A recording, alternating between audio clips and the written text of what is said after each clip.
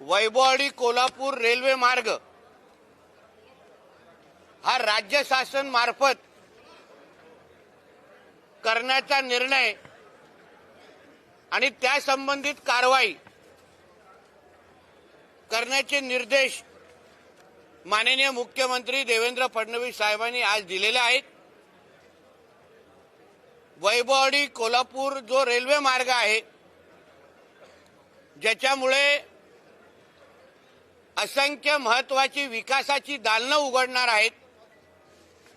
प्रामुख्याने कृषी व मत्स्य उत्पादनाच्या वाहतुकीला चालना, पर्यटन आणि व्यापारामध्ये वाढ, पूर व भूसंकलनाच्या काळातील पर्यायी सुविधा, दळणवळणाचे मार्ग, दोन्ही विभागांच्या संतुलित सामाजिक व आर्थिक विकास या सगळ्याची दालनं या एका निर्णयामुळे उघडणार आहेत। याची भूसंपादनाची प्रक्रिया सुरू करण्याचे निर्देश आदरणीय मुख्यमंत्री देवेंद्र फडणवीस साहेबांनी दिलेले आहेत। या एका निर्णयामुळे महाराष्ट्र आणि आमचं कोकण आर्थिक विकासाच्या दिशेने अतिशय गतिमान पद्धतीने आमची वाटचाल सुरू होणार आहे। या निर्णयासंबंधित रत्नागिरी सिंधुदुर्गचे खासदार सन्मान्य नारायण राणे साहेब यांनी या संबंधित वारंवार राज्य सरकार आणि केंद्र सरकारकडे पाठपुरावा ते करत होते।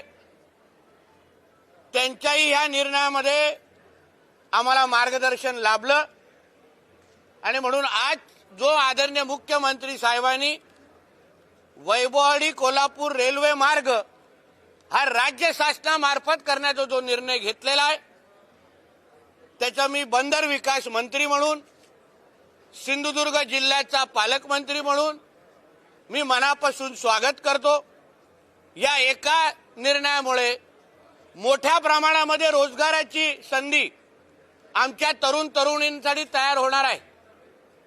मनी ऑर्डर संस्कृती जी मोठ्या प्रमाणामध्ये आमच्या कोकणामध्ये वर्षानुवर्ष सुरू होती, म्हणजे आमच्या कोकणातले तरुण हे मुंबई, पुणे, नाशिककडे जे जायचे नोकरीसाठी, धंद्यासाठी, व्यवसायासाठी, या अशा निर्णयामुळे ते परत एकदा आपल्या मूळ गावात, मूळ जिल्ह्यात रोजगाराच्या दृष्टिकोनातून परत एकदा परतीचा प्रवास करण्यासाठी निश्चित पद्धतीने सुरू करतील असा माझा ठाम विश्वास आहे। म्हणून परत एकदा आदरणीय मुख्यमंत्री देवेंद्र फडणवीस साहेब आणि आमच्या महायुतीच्या सरकारचा मी मनापासून आभार मानतो।